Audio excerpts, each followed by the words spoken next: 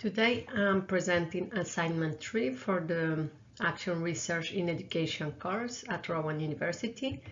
In this presentation I'm going to show my first and second cycle of the participatory action research I'm conducting. The title of this project is Addressing Gender Dynamics in Teamwork.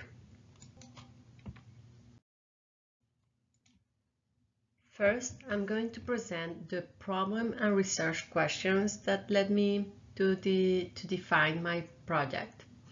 Next, I will present literature review that is relevant to this project. Next, I will present the research methods of the first cycle of the PAR project, followed by the data collection, analysis, and results I got for this first cycle. Finally, I will present the action plan for the second cycle of the Participatory Action Research project.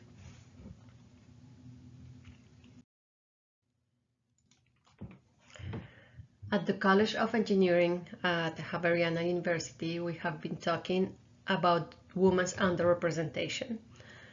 And it has been a problem for more than 2 decades in which the women enrollment in our engineering programs is around, on average, around 20%. This added to a 46% of students attrition at the College of Engineering led us to a big concern regarding what is happening with the women at the College of Engineering. So I think it is important to explore what are the women's experiences at the College of Engineering, and this is the main problem statement I'm addressing in my project. So what are the women's experiences in teamwork? I ended up looking at this problem because ABET accreditation says that teamwork is an essential skill in engineering. Thus, our program, our coursework, include a great deal of teamwork. And several female students from our college have reported they face challenge in teamwork. I have heard this directly and indirectly from different students. And I review some of the literature, and the literature consistently reports that minoritized groups in engineering encounter difficult experience while working in teams. Thus, I decided to explore this subject because it was evident for me that female students are having trouble when working in teamwork, and we relied heavily on teamwork. So I wanted to address the following research questions in the first cycle of the research project. I wanted to see what are the experiences of female students within our college when working in teams in which they are a minority. What are the experiences of female students within our college when working in teams in which they are not a minority? Because there are sometimes that female students, especially in industrial engineering, that can work in teams in which there are a majority. Although this is rare, it happens. So I wanted to explore if there was a difference. And I wanted to see to what extent does the team gender composition impact women's self-confidence in performing engineering tasks. So first, let's look a little bit about the literature review and what the background says about this problem of working in engineering teams. A very important study made by Thompson in 2006 extensively explored this phenomenon in an ethnographic study. And the study showed that on campuses in the United States, there was a campus prestige that led to social hierarchical structure that fostered abuse. This abuse was, for example, social loafing. That means students an imbalance in the workload. So what Thomson found was that students with a higher campus prestige usually didn't work as hard as the other students. Usually they took credit for their peers' work, and they overshadowed their teammates in presentations. And at the end, these students with higher campus prestige had better grades than those who actually invested more work on the projects. So Thomson found that it was a pretty unfair situation working in teams. Another study by Wolf et al. In 2016 involving 697 engineering students across 3 universities revealed that women reported significantly more team-related problems than men. Even women at the intersection of gender and race ethnicity were particularly affected. They reported dominance from teammates, which had a high emotional cost for them, exclusion from core project work, which limited their learning opportunities. In general, they reported that they felt their abilities were questioned, their ideas disregarded, and there was no trust from their peers. And overall, the experiences, besides having impact on their learning opportunities, also had impact on their GPAs.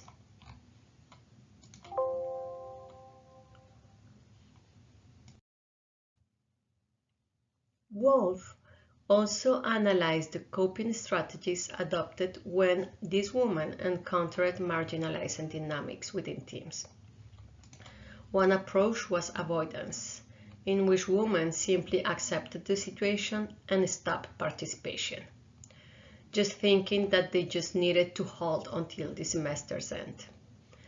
Another tactic was direct confrontation, but this usually results in negative consequences for their students' reputations, other students talking bad about that woman, about being rude, or increasing tension within the team relationships. And a third strategy involved seeking assistance from the instructors. However, this approach was not always effective and carried potential backfire risks from their teammates. Even in some, so in general, all these strategies ended up in negative consequences for the students, making them feel that it was a hopeless situation in which they couldn't do anything but just endure what it was. I want to talk specifically about the professor's role. Bedoes in 2018, in their work in which they analyzed professors' perspective and practices, they found that instructors, when they had this type of problems with engineering teamwork, usually avoid interfering or didn't know how to intervene. Even some professors held the student responsible for the situation, saying that it was the students' matter to resolve that situation, or even they justify this discriminatory behavior as a means of preparing students for workplace realities. Once again, the professor's role was not helping in the situation, and students feel the situation cannot be changed. I want to underscore this element that students and female students don't feel they can do anything about the situation when encountering bad team experiences. So I'm going to talk now about my research methods. I decided to interview 3 students. I did virtual interviews with them. They were 2 senior students from electronic engineering and 1 junior student from bioengineering.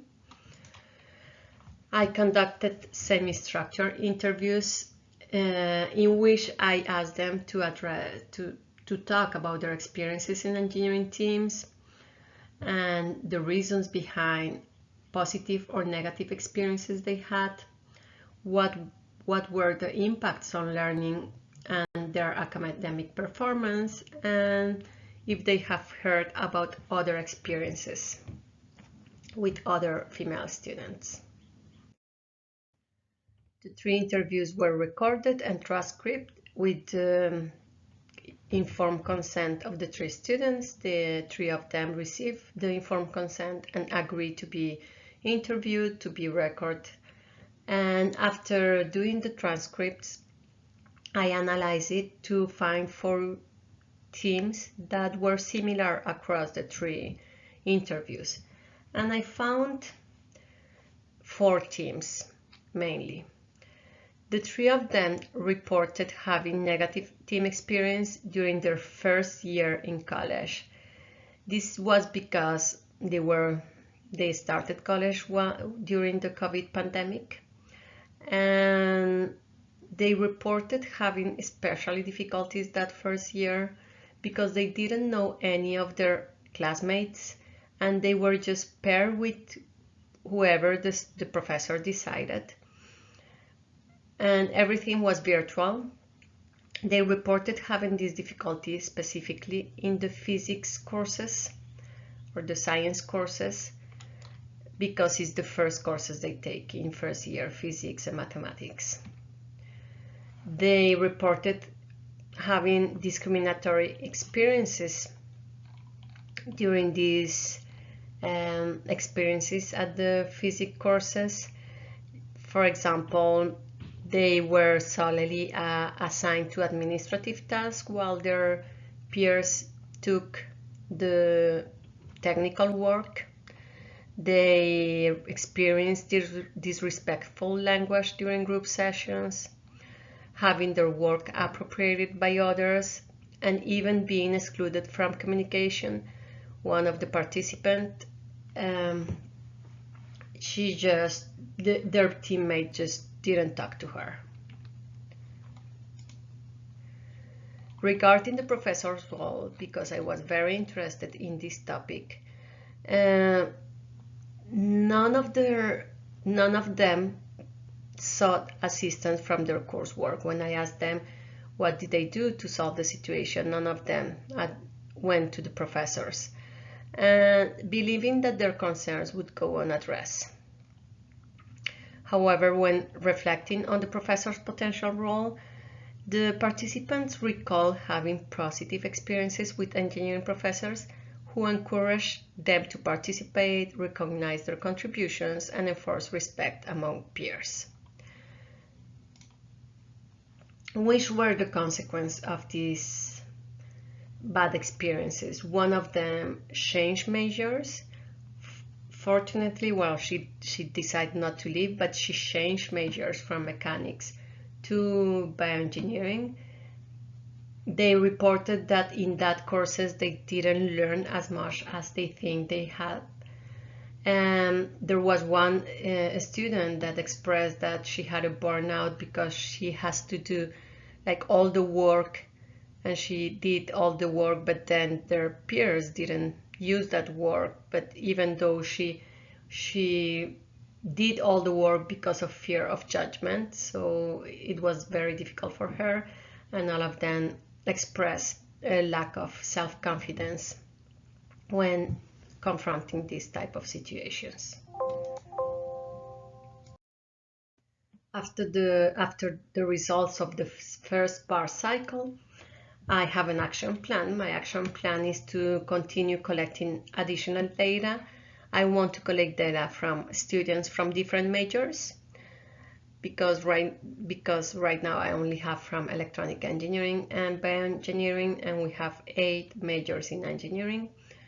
I want also to collect data from professors from engineering to see their perspective, because the 3 students reported consistently having problems with the science courses. I would like to define with the Dean of the College of Engineering strategies to address these issues with the College of Science. Unfortunately, it wouldn't be correct if I go directly to the College of Science before asking the Dean's opinion and feedback. And well, the things that I'm looking forward to do is to design awareness campaigns and strategies to facilitate women's start in their programs, because according to what the results of the interviews, the students reported that those professors who were more aware about women's underrepresentation and did more effort to include them is when they had better experiences. And because all of them reported having problems in the first year, even though it's virtual, I think that this can also be a problem, even in person. So I want to define strategies to facilitate women starting their programs. Thank you for your attention.